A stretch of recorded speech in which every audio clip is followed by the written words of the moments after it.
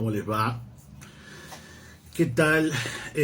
Hoy quería hacer una leve rectificación de algunas cosas que estuve diciendo en las últimas videos, porque me saltaron algunos amigos de izquierda o PPP para decirme que no valía la pena que me la agarrara con Mengolini, que Mengolini no era parte de la casta, que todo lo contrario, que vive en Once y lleva a la hija a un colegio público y qué sé yo. Y la verdad que me quedé pensando por qué un poco ya me lo había agarrado con Mengolini, cuando claramente está lejos de ser de lo más nocivo de la casta kirchnerista.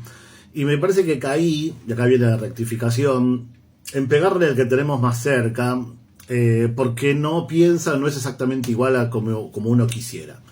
Y es algo muy típico de ver, por ejemplo, en las internas de la izquierda o del feminismo o incluso de los libertarios, que muchas veces las internas son mucho más cruentas y rapaces que las confrontaciones con los otros espacios, ¿no? Y muchas veces es esto de que el que está cerca, en cuanto nos defrauda un poquito, lo odiamos, ¿no? Y depositamos en él muchas de nuestras maldades.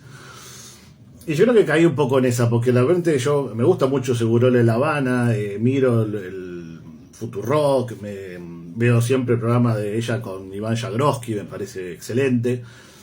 Pero claro, como no termina de ser todo lo crítica o autocrítica del kirchnerismo que yo deseo, o no en la forma que a mí me gustaría que fuera, le pego. Entonces, bueno, vaya esa rectificación, Mengolini no es la parte más nociva de la casta, pero tampoco es enteramente inocente.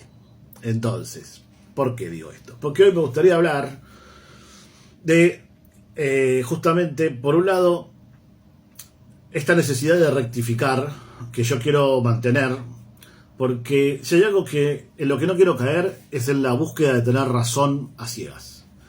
Si tengo que rectificar todas las veces que necesite hacerlo, las pavadas que voy a decir en este podcast, lo voy a hacer.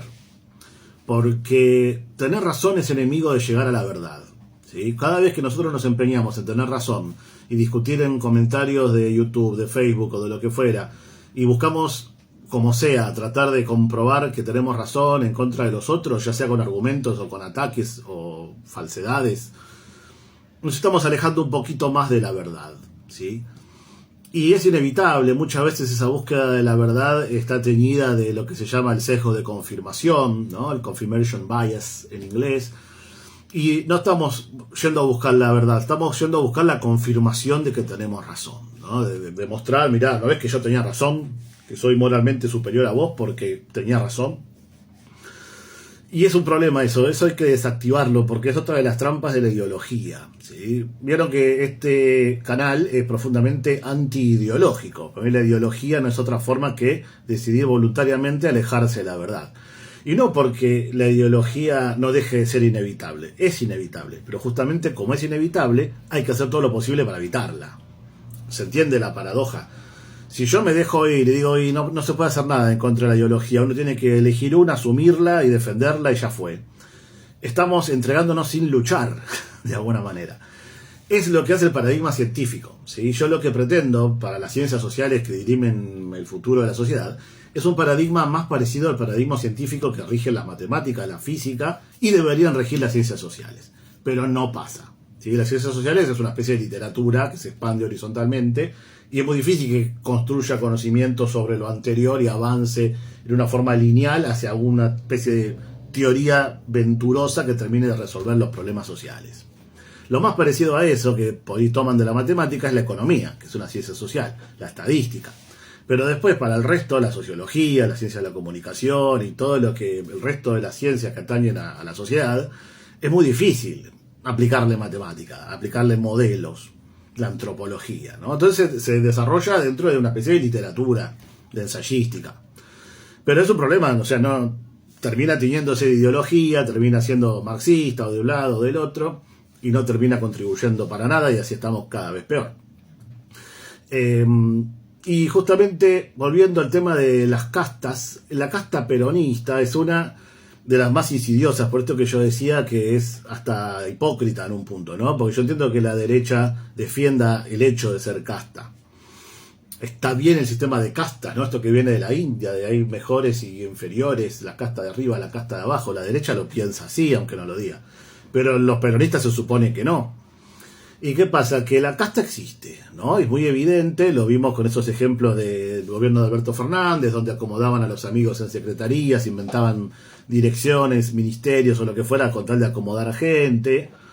Eso es la casta legal, digamos, no es ética ni moral, pero es legal. Después está toda la casta de la corrupción, ¿no? De los grandes beneficiados del choreo. Y ahí a mí me causan una mezcla de pena y conmiseración todos mis amigos cucas que siguen creyendo que la corrupción kirchnerista es un invento de Clarín. Me parece una inocencia peligrosa o de una negación por elección, ¿no? Como que prefieren seguir metiendo la cabeza como el avestruz en el agujero del piso para no ver lo que es obvio a esta altura. Y entonces toda defensa que se haga del kirchnerismo de una forma acrítica y suponiendo que todas las acusaciones de corrupción y que todos los presos kirchneristas son presos políticos y deberían salir libres, me parece un acto de negación expresa, cuando no de hipocresía rampante. Y acá lo que le toca a Mengolini, a Rosenblatt y a toda la muchachada más joven que defiende los modelos de campo popular y toda esa pagada que luego no aplican. Porque lo primero que tendrían que hacer es desmarcarse de todo eso. Y la primera que tendrían que tirar abajo del puente es a Cristina. Y no lo van a hacer. ¿Sí? Les duele, porque está teñida la ideología de emoción. Y ahora aparece, dentro de toda este espectro de posibilidades que van muriendo del lado peronista más K, o no tan K, empieza a aparecer Guillermo Moreno como un sobreviviente, ¿no? Y en general el peronismo se mete en problemas cuando no hay líder, cuando empiezan a decapitarse los espacios, empiezan a surgir caciques chiquitos de todos lados tratando de copar el espacio y se empiezan las famosas internas peronistas que tanto amor nos han brindado a este país. Y Moreno, a mí me gusta por un lado porque trata de reivindicar la tercera posición, que lejanamente se acerca un poco a esto que yo digo de no tratar los temas por la izquierda o por la derecha, la famosa tercera posición. Pero Moreno tiene su prontuario, ¿sí? Que hace que desconfíe. Lo voy a terminar votando por desesperación, como siempre. Pero bueno, había una vez, ¿vieron esto de los cuentitos que voy a contar? Un cuentito voy a contar.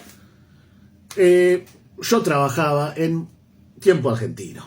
Tiempo Argentino, un diario que vivía totalmente de la pauta, que vendía muy poco, y nos llaman al inicio del diario para hacer una tira que le tenían que hacer 2 canillitas, así nos lo pidieron, que lean el diario y comenten las noticias, ¿no? Y las noticias esperaban que fueran tipo, qué bien lo que hizo Cristina, ¿no? Yo dije, no se puede hacer una tira así, no puedo hacer una tira festejando cada decisión de gobierno, no lo pienso hacer. Y se lo planteamos a lo del diario y lo aceptaron, eso lo debo reconocer, del diario que dirigía Roberto Caballero. Hicimos una historia de barrio, de gente de canillitas y los comerciantes que vivían en ese barrio. Y solamente una vez hicimos una tira que era claramente política, que fue cuando murió Néstor. Una especie de, no sé, recuerdo sobre Néstor. El tema es que el diario duró unos 6 años, nosotros cobramos el sueldo, no era un sueldo maravilloso ni nada, pero nos venía bien. Y obviamente en cuanto sube Macri en el 2015, el diario pierde la pauta y desaparece en el aire. Los dueños de Tiempo Argentino eran Spolky y Garfunkel, parte del Grupo 23.